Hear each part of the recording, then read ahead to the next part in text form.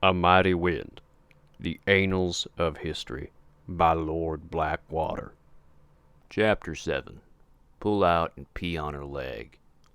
What Corfart hadn't realized was that the woman he'd gone home with on orgy night turned out to be Vigella, the most sought-after bachelorette in the village.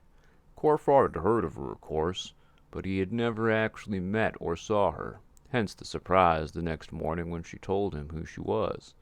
He didn't understand why she picked him, but liked to believe that he had an extra furry ass that had swayed her preference.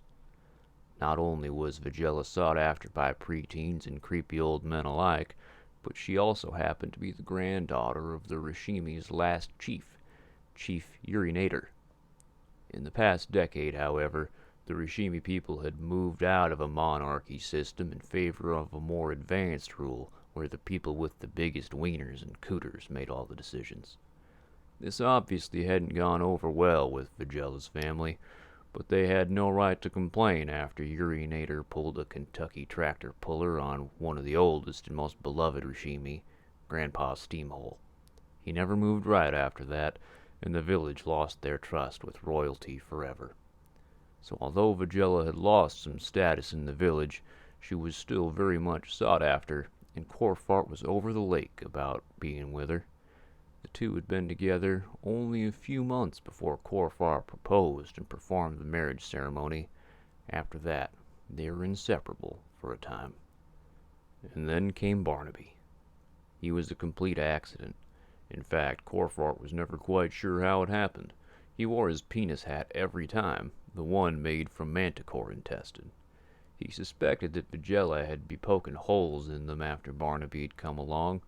Part of him was upset with himself for not pulling out and peeing on her leg the way the other Rashimi did it, but it didn't matter anymore. They were both happy and in love. They chose the name Barnaby to honor where they had met, by the shores of Blackwater Lake. For if you scramble up the letters of Blackwater, you come up with Barnaby. Corfart and Vigella always felt this meant a little of Blackwater was always inside of him. Despite all the happiness the two had, Corfart had noticed a concerning trend in Vigella. She had become fervent about reclaiming her family's honor in the village. She began running for any position of leadership she could, whether it was the douche watch master, responsible for douching away any goblin intruders, or the village penis-smith, the individual responsible for creating all penis-related armor for the Rahimi warriors. She wanted anything that gave her more standing among her people. Corfart commended her passion, but he wanted to see her at home more often. Deep in his brown zeppelin, he knew something was changing in her. Footnote: in Rashimi tradition, the marriage ceremony involves 6 hot dogs, 4 weeping willow branches, a centaur without the horse part, and a follically challenged man who doesn't mind what happens to his Billy Corgan.